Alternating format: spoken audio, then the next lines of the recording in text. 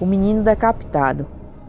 Jordan Taylor teve uma decapitação interna em um acidente de carro em 2008 nos Estados Unidos. Decapitação interna, pelo nome, já se imagina que coisa boa não deve ser. Essa é a maneira informal com que os médicos chamam a luxação atlanto-occipital, um rompimento dos tecidos macios do pescoço que dão sustentação ao crânio. Os ossos ficam soltos, ou seja, a cabeça se separa do corpo, ficando presa apenas pela pele, e em alguns casos pela medula espinhal. Foi essa lesão que Jordan Taylor, de apenas 9 anos, sobreviveu, sem apresentar nenhuma sequela posterior. Depois de um caminhão de lixo simplesmente não parar no sinal vermelho e bateu no carro em que ele viajava. Eu me lembro de vê-lo no carro e a cabeça dele estava meio pendurada, disse a mãe de Jordan. Isso porque o impacto do acidente fez com que a cabeça de Jordan se soltasse do pescoço e se movesse para frente. Pense no corpo humano como um colar de pérolas. Se você quebra uma delas, é fratura. Mas se você corta a linha que une essas pérolas, elas ficam soltas. Isso é lesão dissociativa, explica Peleg, especialista em cirurgias da medula espinhal e professor em Baylor, nos Estados Unidos. Quando se aplica alguma força com uma cutucada nas pérolas, elas se espalham, pois não há nada que as segure. Foi o que aconteceu com Jordan. No hospital, o menino passou por cirurgias complexas, em que os médicos reconectaram seu crânio ao pescoço, com uma placa de metal, parafusos e hastes de titânio.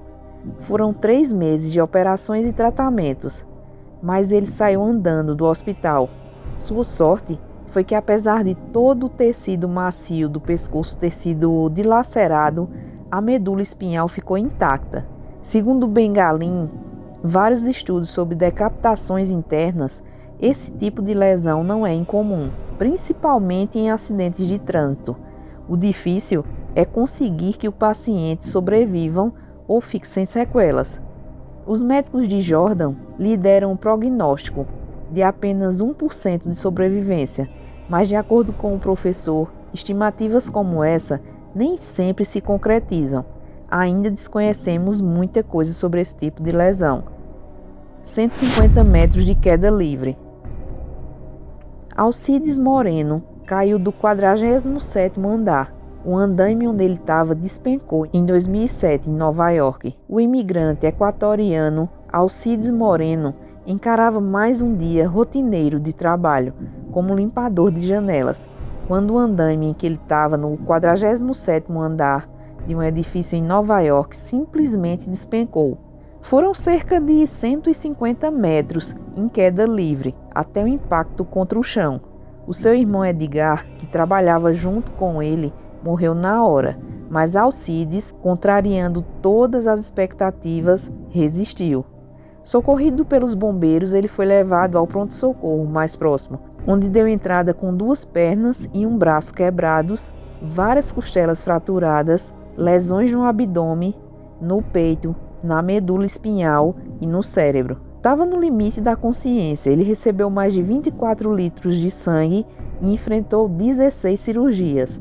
Passou por quase 20 dias em coma induzido e só foi acordar na noite de Natal, quando tentou fazer carinho em uma das enfermeiras, pensando que fosse sua esposa. 6 meses depois, no entanto, já estava levando uma vida praticamente normal, apenas com uma cicatriz e uma perna que puxava de leve.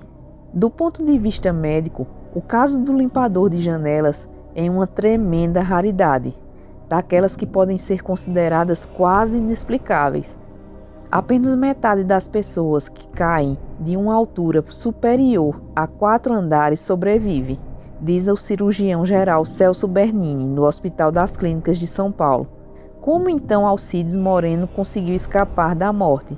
A explicação, segundo Bernini, provavelmente tem a ver não com a altura da queda, mas com a velocidade com que o equatoriano chegou ao solo.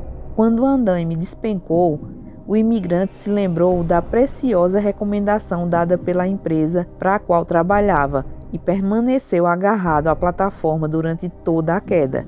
Se não fosse isso, ele teria se esborrachado no chão, a uma velocidade de aproximadamente 200 km por hora, o que no caso seria morte certa, como ocorreu com seu irmão, que não conseguiu se agarrar.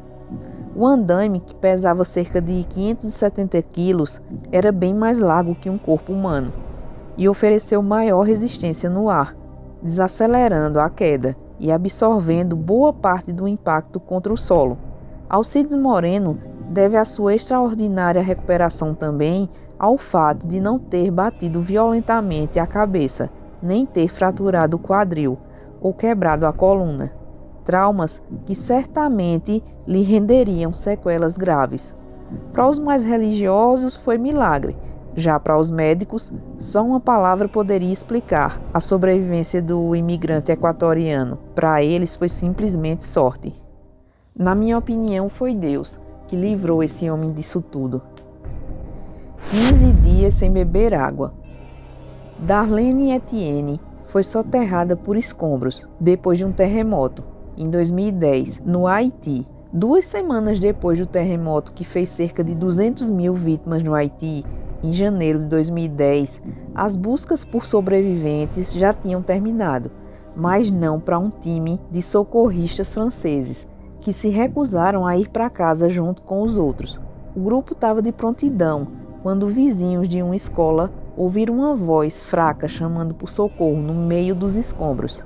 Em 45 minutos, Darlene Etienne, de 16 anos, estava livre.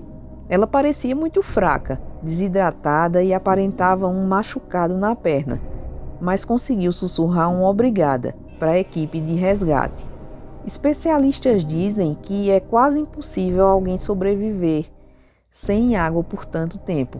Em média, uma pessoa resiste 4 ou 5 dias, diz Gustavo Fraga, professor de cirurgia do trauma da Unicamp. Segundo socorristas que tiraram Darlene dos escombros, ela teria balbuciado enquanto era resgatada, algo a respeito de uma pequena garrafa de refrigerante.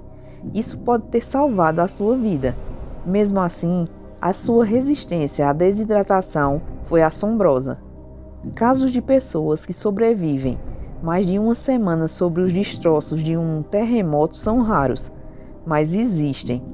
Alguns dias antes, no próprio Haiti, um rapaz de 24 anos foi encontrado após 11 dias sobrevivendo à custa de batatinhas fritas e cerveja.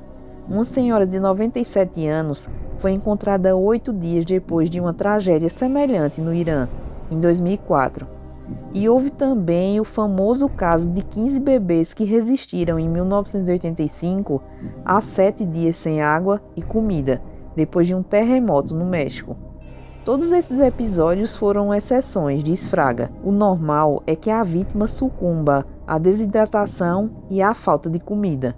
Alguns fatores podem aumentar a probabilidade de sobrevivência. Ficar em repouso, por exemplo, faz toda a diferença, afirma o especialista.